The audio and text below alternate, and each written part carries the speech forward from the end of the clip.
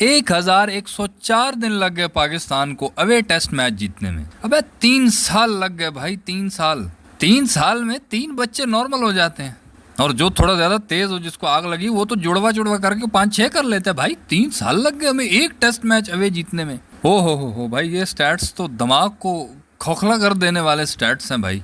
और वो भी बाबर आजम की ही कैप्टनसी में हम लोग 3 साल पहले जीते थे, और 3 साल बाद जब शान भाई हटे तो बाबर की ही कैप्टनसी में हम बाहर कहीं जाके जीते हैं test match.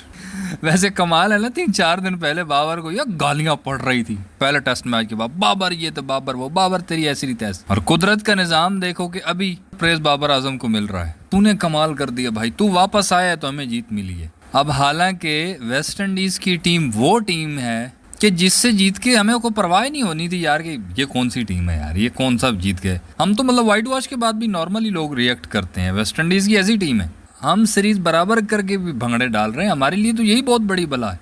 Thank you so much. हमारे लिए तो सूखा पड़ गया था, कम से कम एक जीत तो आई। झुग्गे में कुछ तो आया, कुछ तो खैर की खबर आई, वरना इस झुग्गे से खैर की खबर आती ही नहीं है। शुक्र है आई है खैर की खबर भाई, एक तो जीते हैं ना यार। 3 साल आप ना जीतो, ये तो भिस्ती है, भिस्तान है। अब तो शान मसूद मैसेज करेगा बाबर को, भाई कैसे जीते तुम। बाबर अब बताए कि नहीं, है क्या रे साला गरीब लोग, हट मेरे साथ ऐसा ये फ्री में कुछ भी लोग बात नहीं करने का, समझा। पता चला होगा ना कि बाबर के पास कुछ तो है ना यार। 3 साल, वरना जब बाबर कैप्टन नहीं था तो शान बॉल क्यों नहीं करा सके, एक मैच भी नहीं जीत सका यार। वो शर्म की बात है भाई। शान बॉल ने तो वैसे जितना में धुआं दिया है वो तो अनबिलीवेबल था यार।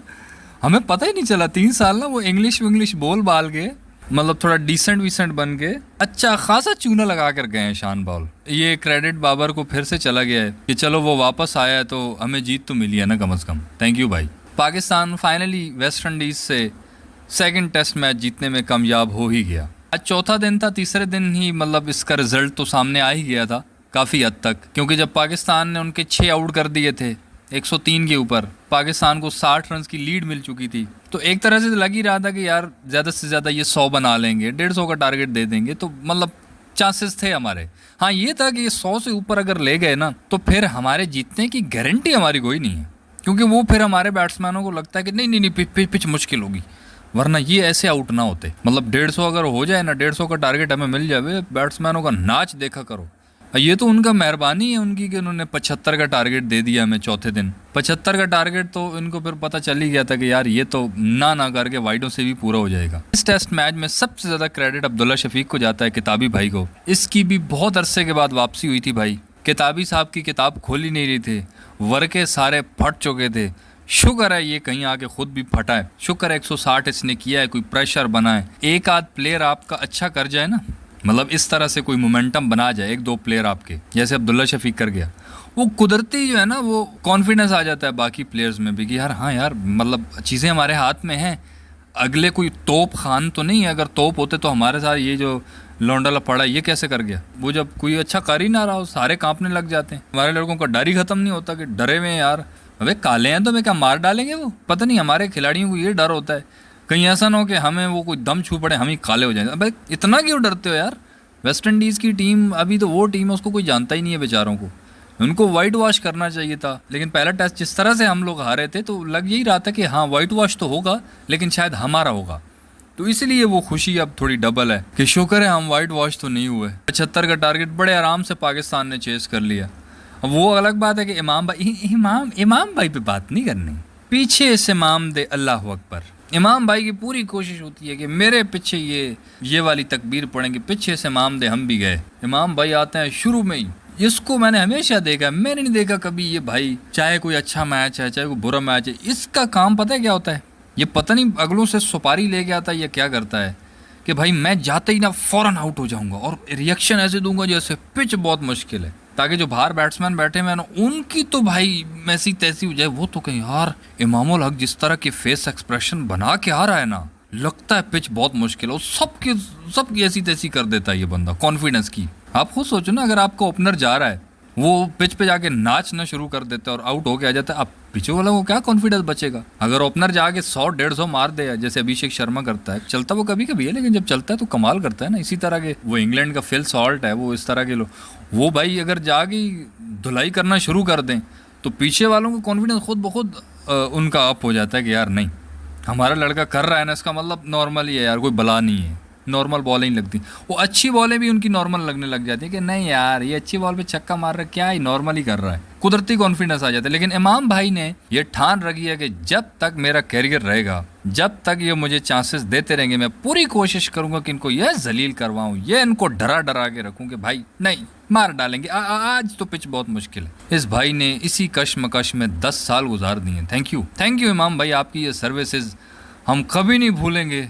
और अब हमारी भी हाथ जोड़ के गुजारिश है कि अब हम अपनी सर्विसेज अपने पास रख लो प्लीज़।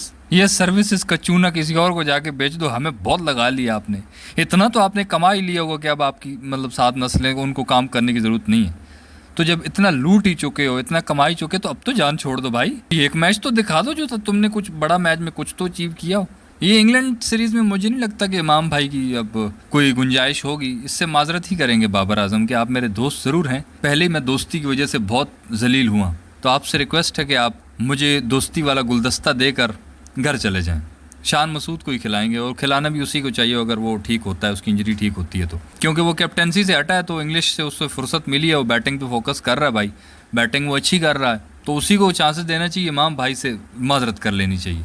अजान ओवैस ठीक है, वो लड़का फिर भी ठीक खेलता है, अच्छा परफॉर्म कर जाता है बीच बीच में, तो उसका होना बनता है। ये 75 रन का जो टारगेट था ना, ये भी इमाम भाई के हाथ में होता ना। और मैं एक और चीज़ पे बहुत हैरान हूँ कि आखिर पे बाबर 2 छक्के कैसे मार गया भाई। यहाँ पे दाल में कुछ काला पीला नीला आपको लगता है, आपको ये चीज़ सोचने पे मजबूर कर देते हैं हमारे प्लेयर्स कि यार नहीं, हमारे अंदर ना थोड़ा सा जिगरे की कमी तो है, थोड़ा सा वो वाला जिगरा नहीं है जो प्रेशर में हम उस तरह खेल सकें। यही बाबर आजम में पिछले दिनों पहला टेस्ट जो हम हारे हैं, जब पूरा प्रेशर बना हुआ था, बाबर सिंगल लेग दूसरी तरफ चला जाता था, वो छक्के, ये जो इधर छक्के मार रहा था उस दिन नहीं मार सकता था। उस दिन भाई ने कोशिश ही नहीं की छक्के, इसने कहा गेम को डीप लेके जाऊंगा, इतना डीप ले गया कि वो डीप ही चली गई। तो ये साइकी तो हमें माननी पड़ेगी, कहीं ना कहीं से ना माननी पड़ेगी हमें कि जब प्रेशर नहीं होता तो हमारे लड़के छक्के मार ले। 2 इकट्ठे छक्के कैसे मार गया बाबर, क्योंकि पता था कि अब कुछ है ही नहीं, बिल्कुल नॉर्मल, हम मैच जीत चुके हैं। तो यही चीज़ प्रेशर में जब करने लग गए हमारे प्लेयर, तो फिर वो लोग बनते हैं Virat Kohli, the one and only, even Stokes, ऐसे लोग फिर बनते हैं। फिर उनका नाम शायद अफरीदी पड़ता है, जिसकी अभी भी कोई स्टेडियम में अफरीदी चला जाए, या दुनिया भाई पागलों की तरफ अफरीदी के पीछे आ जाती है। चलता वो भी कभी कभी था, लेकिन जब चलता था ना फिर ठोक देता था। MS धोनी ऐसे नहीं बन जाते, MS धोनी जैसे लोग। बाबर का भी बहुत बड़ा नाम है, इसमें कोई शक नहीं है। हम इस चीज़ पे, मैं तो इनकार नहीं करता हूँ, बहुत लोग करते हैं, लेकिन मेरे ख्याल में तो पाकिस्तान में इस वक्त एक ही बैट्समैन है हमारे पास जो कि चज का है, बाबर आजम ही है। बाकी हैं, लेकिन बाकी दिहाड़ीदार हैं, कभी कभार चलते हैं, कभी नहीं चलते हैं। बाबर का ये है कि वो कंसिस्टेंटली चलता रहता है। वो हालांकि 50 भी बनाए ना, तो हम फिर भी बेइज्जती कर रहे होते हैं कि यार ये 50 पे क्यों चला गया, क्योंकि हमें उससे एक्सपेक्टेशंस इतनी ज़्यादा हैं। बाकी हालांकि इमाम भाई को देख लो, कभी ज़िंदगी में इसने टका बांध के 2 नहीं किया, कभी इस पे देखा है, कोई इसका नाम ही नहीं लेता। बाबर पे ही बात आती है, बेचारा वो बेशक 80 बना के भी जाए तब भी बाबर पे बात आएगी, क्योंकि उसका नाम बड़ा है, इसमें कोई शक नहीं, वो बैट्समैन भी बहुत बड़ा है, हमें उससे एक्सपेक्टेशन ज़्यादा है। बस थोड़ा सा है कि अगर वो मैचेस जितवाने भी लग जाए, फिनिश करने पे आ जाए, तो और ज़्यादा बड़ा लेजेंड बनने के चांसेस हैं उसके पास। ये जो हमने सीरीज़ बराबर की है, इस पे आपकी क्या राय है? क्या पाकिस्तान अब इंग्लैंड में भी कुछ अच्छा कर पाएगा, या फिर बस ये वेस्ट इंडीज़ ही था जिन्होंने एक मैच जीतने दिया तो जीतने दिया? जो भी राय हो प्लीज़ कमेंट्स में बताना भाई। इस वीडियो में इतना यार, सही लगे तो लाइक कर देना, और यूट्यूब चैनल छक्का मार को सब्सक्राइब कर देना।